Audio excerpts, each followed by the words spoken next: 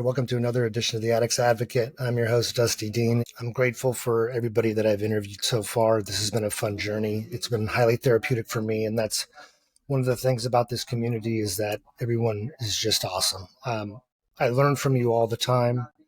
There are times when I just sit there and go, "Wow, that was profound," from one of you interviewees, and you guys all have a friendship with me from here till infinity, and but yeah, the community, I think, is one of the most critical factors in maintaining sobriety. You have to stay connected with those that have that same struggle as you do, and there's fruit in the connection, in the understanding, in the grace, and the patience you would have with someone and they would have with you. Always try to find that community, whatever it may be, whatever organization, IOP, inpatient that you got to start establishing friends and contacts, whatever it takes, but get in that community.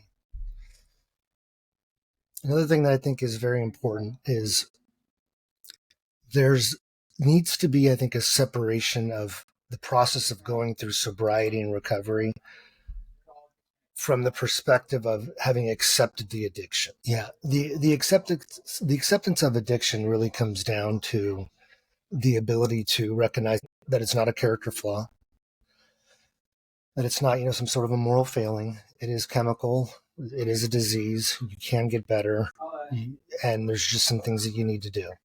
And you take care of it as such that it's a disease. It doesn't define who you are.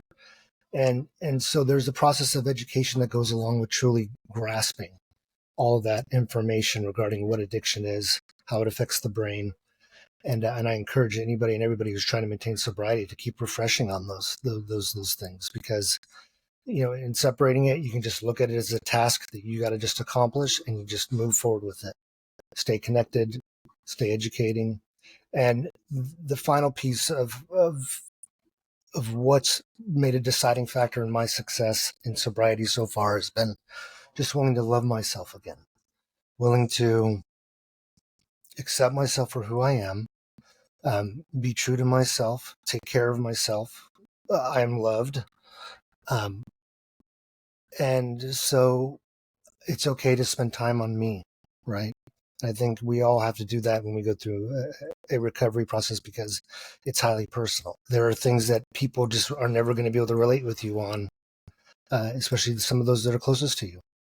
And it's tough to convey, but there's fruit for yourself, and the piece of just understanding what addiction is, how you control it, um, and keep pushing one day at a time. But you have to be able to do that with grace and with patience with yourself. And that's one of the toughest things, I think, as alcoholics. We're so beat down, or addicts in general. We're beat down. We feel like shit. We're ashamed of ourselves. We're full of guilt, and we don't know how to pull ourselves out of that. And so it starts with love. So just start loving yourself again. Start recognizing that you can get on to a great, beautiful story of yourself, and have just the best version waiting to come out of you. I believe in all of you. I appreciate everyone listening. It's been a good reception so far. I started in January, February, so we're roughly on 8 months or so. And I want to thank you for all your support. Keep up the struggle. Reach out to me whenever you want on YouTube or Instagram or TikTok. Okay, take care. Bye.